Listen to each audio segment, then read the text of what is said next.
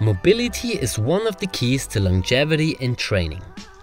Being mobile and being able to move freely will allow you to maximize your progress in anything you do, whether it's increasing the size of your muscles, building strength, developing skills, or just improving your posture. How much mobility you actually need depends on your specific goals and preconditions. A person who just wants to stay healthy and aim for good posture doesn't need to achieve a split or other advanced mobility and flexibility skills. However, there are some fundamental movements every person should be able to do, because everyone will benefit from them. They are like the basics of mobility. One of those movements is to raise your straight arms above your head while keeping your spine neutral. If you lack in shoulder mobility, you won't be able to build a straight and nearly vertical line with your arms and torso, but compensate it by extending your spine. This lack in mobility is also the main issue when people aren't able to hold a straight handstand or to do an overhead press without massively arching their backs. To work on your shoulder mobility, you just lay yourself on your stomach and lift your arms while you tilt your pelvis backwards and press your chest against the ground. This will ensure that you only lift your arms and avoid to extend your spine. This looks way easier than it is, so if you aren't able to lift your arms yet, you can start on an object which will increase the distance between you and the ground a little bit. From there you can work your way up until you can do this exercise on the ground.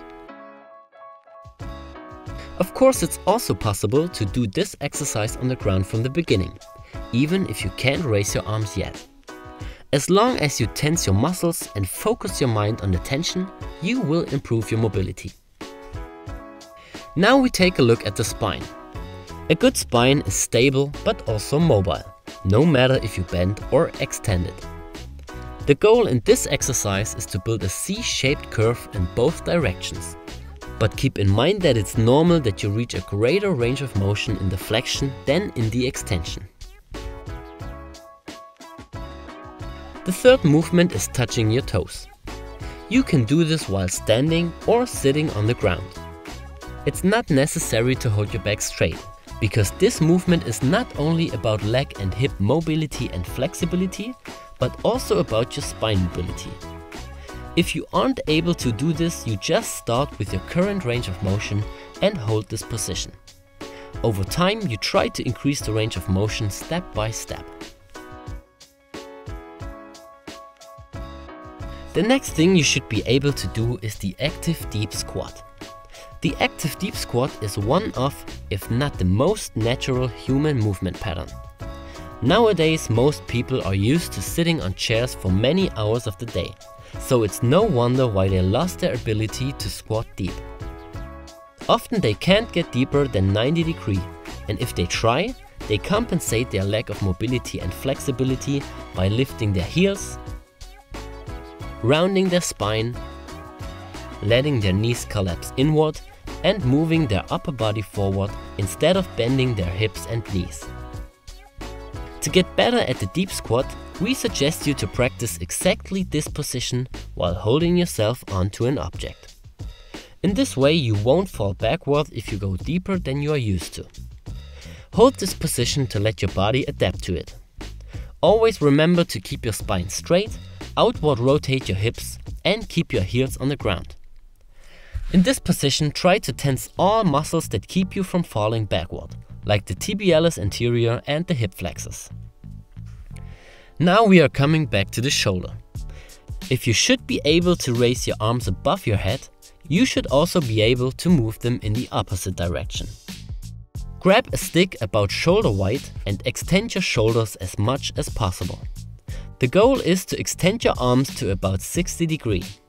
If you can't reach this position, you can hold your current position and try to increase the range of motion every time you do it.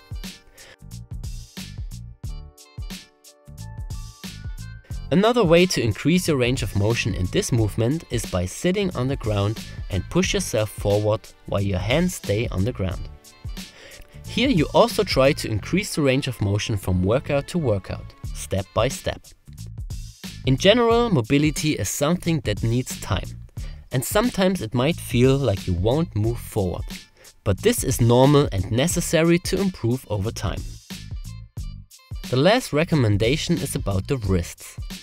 Your wrist should be mobile, but also strong. First, we take a look at the wrist extension.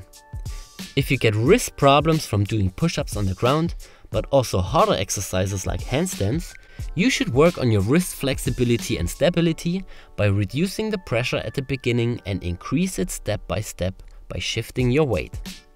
In this way, you can adjust the amount of weight you apply to the wrists. With this method, you let the structures of your wrists time to adapt to the pressure. Over time, you can apply more weight by leaning forward or raising your knees from the ground and increase the pressure step by step. When it comes to the wrist flexion, you also apply pressure to it step by step. The only difference is that this position is much harder than the extension, so only apply a little bit pressure and do it dynamically in the beginning. The more you take your wrists away from your body and apart from each other, and the more you lean forward, the harder this exercise gets.